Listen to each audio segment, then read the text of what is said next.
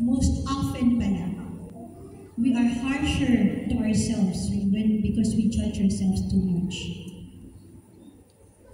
Minsan, mas mabait pa tayo sa ating mga kaibigan because we give motivation, we give support sa ating mga kaibigan. But when we come to ourselves, we give the harshest back. When you spoke kindly to yourself, what has changed? Gumaan sa pakiramdam. Marami pong salamat.